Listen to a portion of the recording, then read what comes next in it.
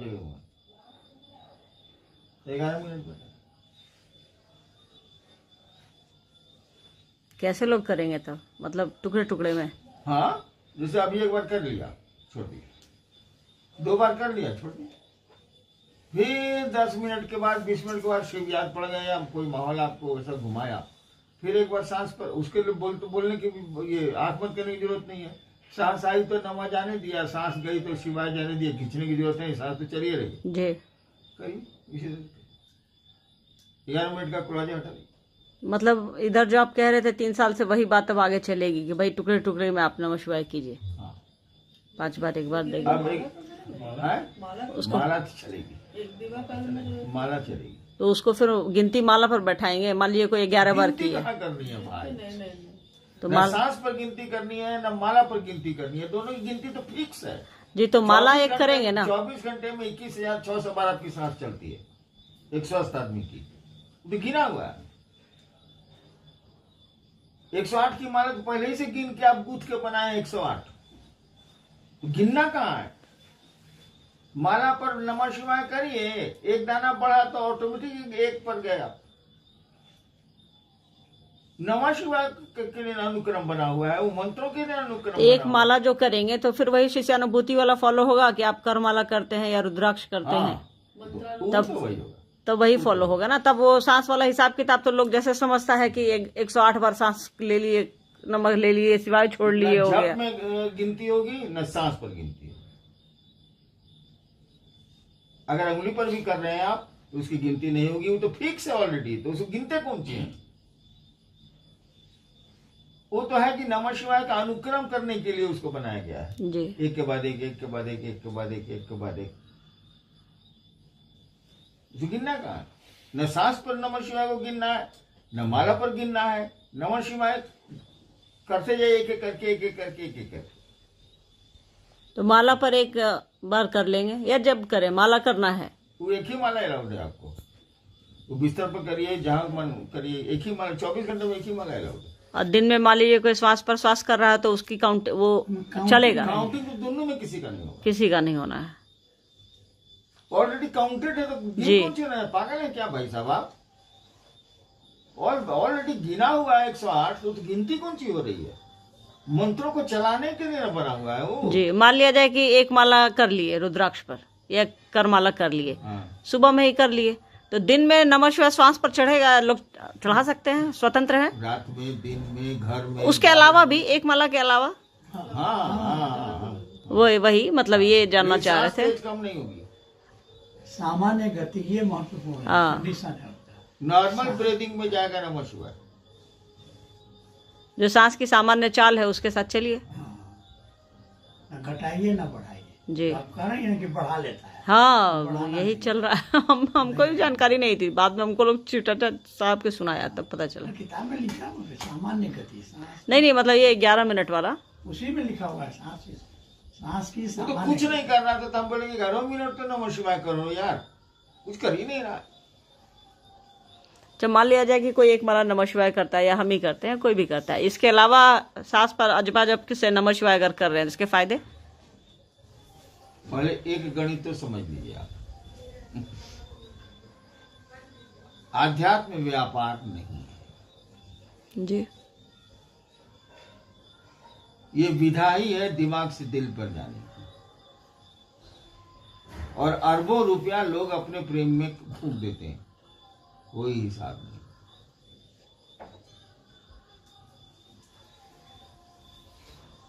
फायदा तभी होगा जब शिव को आप गुरु मानिएगा। वैसे इसका फायदा है, जैसे नमः शिवाय शिव को प्रणाम, एक मंत्र, हरिनाम भी एक मंत्र है, नाम है तो मंत्र है। हर एक देवता का एक नाम होता है, हर एक नाम मंत्र का एक देवता होता है जी। हरिनाम भी एक मंत्र है, लवली भी एक मंत्र है, रणधीर भी एक मंत्र है, मंडल जी भी एक मंत्र है। यानी किसी सत्ता का नाम है, तो मंत्र सत्ताओं का नाम है, उससे भाव सत्ताएं जुड़ी रहती, वो अच्छी हो बुरी।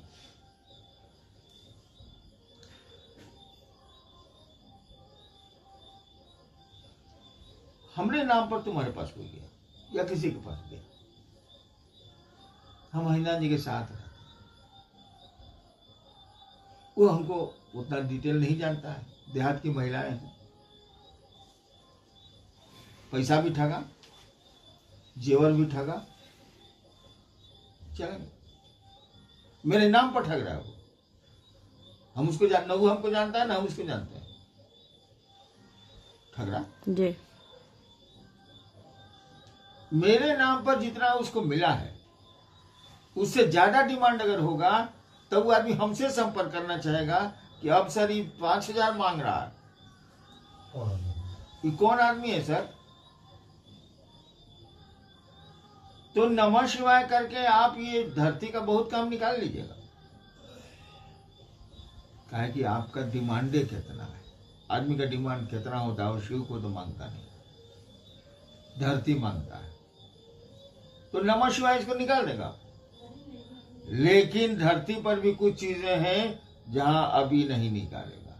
अब तबे आप निकलिएगा कि नमः शिवाय के देवता से आपका संपर्क हो या गुरु से संपर्क हो, दोनों अभिन्न है, तब निकाले। तो फायदा तो है ना, आपका काम है कितना है। दोनों के अलग अलग, कोई शिवशे से नमः शिवाय कर रहा है और कोई शिवशे से नहीं है वो नमः शिवाय कर रहा है। दोनों का अलग अलग पैरामीटर रहेगा, अलग अलग फायदा रहेगा, या एक ही दिशा में फायदा? पहले यही जान लीजिए कि नमः शिवाय मंत्र है और इसमें चैतन्य गुरु देते हैं। नमः शिवाय के देवता शिव हैं, जो शिव से अभिन्न होगा वही नमः शिवाय देने का अधिकारी है। तो रिजल्ट फिर नहीं होगा, डिफरेंट होगा ना। हाँ, कोई शिवशे से कर रहा है, कोई शिवशे से नहीं है, कोई राम का भक्त है या कोई कृष्ण का, कोई वैष्णव है, फायदा उसको भी होगा, लेकिन उस डिग्री पर, उस डिग्री पर नहीं होगा। डिग्री चेंज हो जाएगी। डिग्री से कोई आपका नाम जानता है, कोई आपसे ऐसे ही लगाव है किसी को, तो दोनों के हाँ लेवल में ही फर्क आ जाएगा हर तरह के। जो हमसे जुड़ा हुआ है वो जानता है, छोटा छोटा बात कहेंगे तो बहुत जोर से बिगड़ेंगे, उन्हें कहेंगे। वही बात वो हमको कहेगा जब पूछता है कि हमारा कोई चारा नहीं चल रहा है। तो जो उनको लोगों को महादेव से संपर्क है, जिनको भी हो संपर्क है, वो छोटी छोटी बातों में कह ही नहीं सकते, लेकिन नमः शिवाय तो कर देगा।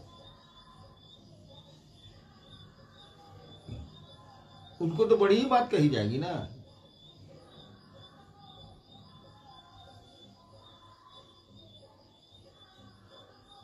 जैसे कोई शिवशे तो अपनी आवश्यकता के हिसाब से नमः शिवाय करे, एक माला करे, या अनिवार्य है एक माला शिवशे के लिए? शिवशे के लिए तो माला ही अनिवार्य नहीं है। वो तो कहता है कि सांस पर प्रणाम करिए, आप 3 सूत्र करिए। शिवशे के लिए माला ऑथराइज नहीं है। शिष्यानुभूति क्लियर कर रही है, जो शिव के शिष्य है वो क्या करते हैं वो क्लियर कर दे रही है।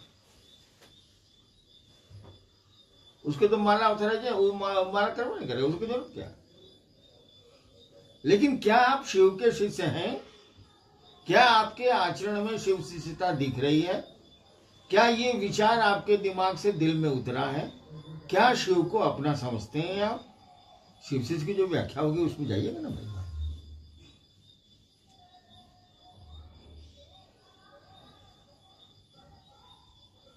ये थोड़ा कंफ्यूजिंग है। क्या मतलब शिव के शिष्य जो है, तो एक तरफ कहा जा रहा है कि आप एक माला कीजिए, नमः शिवाय 108 बार नमः शिवाय करिए। एक तरफ मतलब कहा जा रहा है कि जो शिव के शिष्य, तो ये पैरामीटर तो बहुत कठिन है ना कि कौन शिव का शिष्य है या नहीं है, या उस दिशा में चल रहा है। ये भैया तो इसीलिए कहा जा रहा है दोनों करिए आप। एक महीना नमः शिवाय में आपको 20 मिनट से ज्यादा नहीं लगता है। वो भी बहुत है, 20 मिनट भी नहीं लगता। नहीं, 20 मिनट लगेगा। मंत्रानुक्रम से भाव प्रणाम कीजिएगा, 20 मिनट लगेगा। तो आपके पास 20 मिनट नहीं है। एक गुरु भाई है मेरा जो यहीं बैठा हुआ है, वो लेटरिन में आधा घंटा बैठता है, तो 30 मिनट तो वही हो गया, 20 मिनट नहीं मिला जी। कटहल मोड़ में एक आदमी है जो 1 घंटा लेटरिन में रहता है, आपको 1 घंटा 20 मिनट नहीं मिला सर, 7 मिनट तो मिला।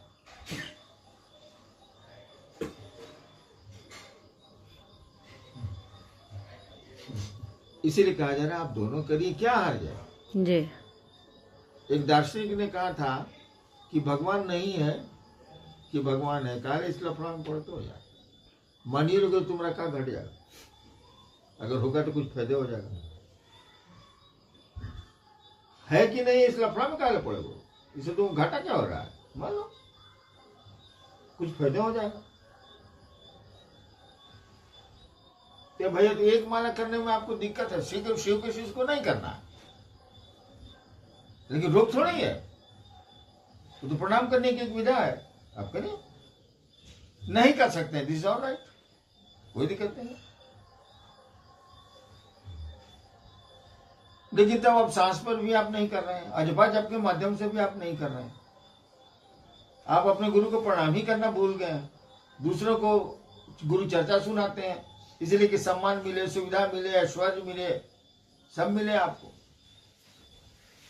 आपकी दिशा बदल रही है ना, कहाँ जा रहे हैं आप?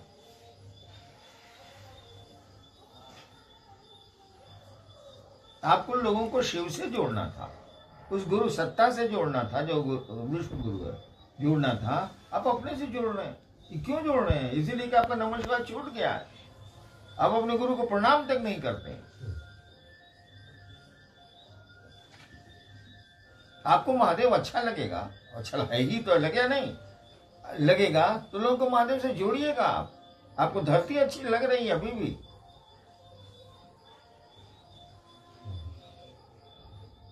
इसीलिए हमने कहा कि नमः शिवाय पर थोड़ा ध्यान दीजिए, आप लोग करिए। ठीक है, 11 मिनट का बार हटा दीजिए, बंधन हटा दीजिए, लेकिन नमः शिवाय करिएगा ना भाई साहब। जब मन करे तब करिए, एक ही बार करिए, फिर करिएगा, फिर करिएगा, फिर करिएगा, फिर करिए। अगिनती न माला की होगी न सांस की होगी, तो गिना हुआ तो गिनिए, गिन गिन कर रहे हैं।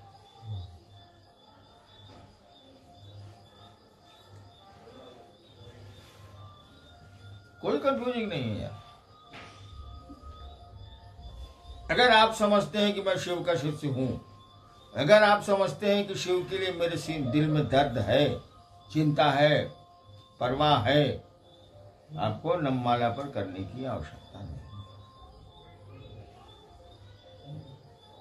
तो जो इस बात को समझ जाए या जिसका आचरण वैसा दिखेगा, व्यवहार वैसा दिखेगा कि वो सही मायने में शिव का अपने दिल से जानिए, अपने दिल से जानिए कि महादेव आपको कैसा लगता है, महादेव के लोग कैसे लगते हैं आपको, महादेव से जुड़ी चीजें कैसी लगती हैं आपको।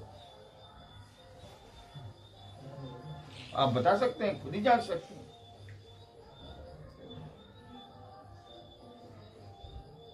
इसकी हालत है थर्मामीटर देने का जरूरत।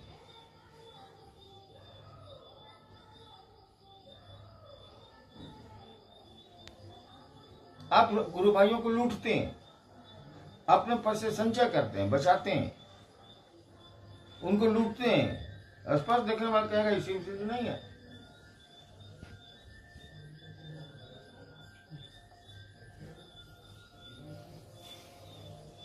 तो ये कोई आवश्यक है कि जो एक माला करे वो शिव का शिष्य हो ही या हो ही जाएगा? होगा ही नहीं। गजबाल है, आप कह रही हैं कि सीढ़ी पर कोई पकड़ लिया है, सीढ़ी को बैठा हुआ है सीढ़ी पर, वो छत पर जाएगा क्या? अरे ये सब साधन न है जी। नमः शिवाय का सहारा लेते हैं। Where is the main thing? शिव मेन मुख्य बात कहाँ है? 3 सूत्र सहायक हैं। अरे मुख्य क्या है भाई? गुरु है। बैसाखी जो आप उठाए हुए हैं, तो आप चलने का सहारा ले रहे हैं, क्योंकि आपके पांव हो गए कमजोर, नहीं चल पा रहे हैं, तो आप लाठी लिए हुए। लेकिन याद रखिएगा, लाठियां अगर चलने के लिए निमित्त ली जाए तो इसका तरीका है, अन्यथा लाठी बोझा हो जाएगी, भारी बना देगा तुमको। लाठी कंधे पर लेके चलना आसान नहीं है, भारी लाठी है, लेकिन उसके सहारे आप चल सकते। तो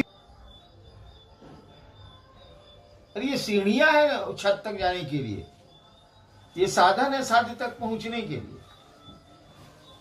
आप सीढ़ियां पकड़े हुए, कुछ लोग सीढ़ी का डंडवा निकाल लेता है, गुल्ली डंडा खेल रहा है। हाँ, एगो चर्चा का 3 को सीढ़ियाँ है उसमें, 3 को लेटरें है, दया मांगना, चर्चा करना, नमः शिवाय, यही 3 को है जी। देखो निकाली इस चर्चा का हाँ, सीढ़ी में से चर्चा का होके जा रहा है फील्ड में, 2 लाख 3 लाख आदमी जुटा हुआ है, होके जा रहा है, होके जा रहा है, होके जा रहा है।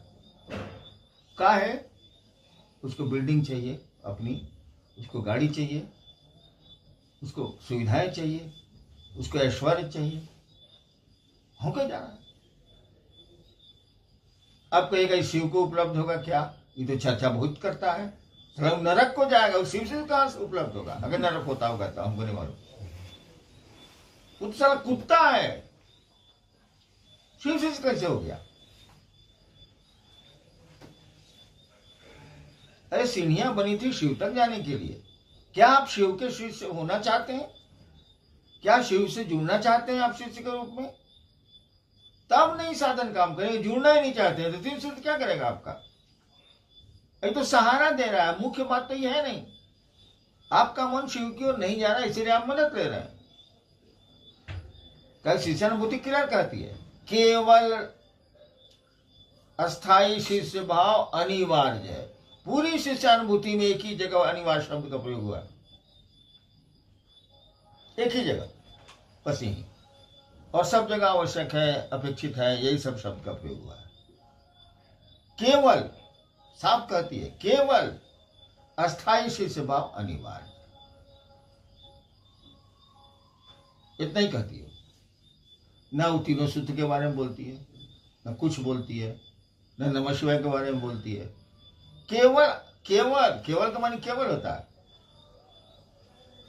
केवल अस्थाई शिष्य भाव। अस्थाई शिष्य भाव तो साला अस्थाई पति भाव नहीं रह रहा है, अस्थाई पुत्र पिता भाव नहीं रह रहा है, अस्थाई माँ का भाव नहीं रह रहा है। बूढ़ी होने पर माँ बेचारी भूखे मर रही है, अब बेटा बंगलोर में डांस कर रहा है, ये भाव नहीं रह रहा है। इसीलिए कहा सहारा लो, किसी चीज की जरूरत नहीं, नमः शिवाय की भी जरूरत नहीं। कहें पांव ठीक है तो फिर लाठी को क्यों लेगा, सहारा क्यों लेगा? हमारा मन अपाहिज है, इसीलिए इसको दिया जाता है। विकलांग है, अध्यात्म में नहीं चल सकता है। अध्यात्म के नाम पर विकलांग है, धरती के नाम पर तो बहुत ठीक। शिव गुरु कारवां के माध्यम से हमसे जुड़ने वाले, हमें देखने वाले आप सभी से मेरा अनुरोध है कि हमारे वीडियो को लाइक करें, शेयर करें और हमारे चैनल को सब्सक्राइब करें। मिलते हैं आपसे अगली वीडियो में। आप सबके चरणों में मेरा प्रणाम।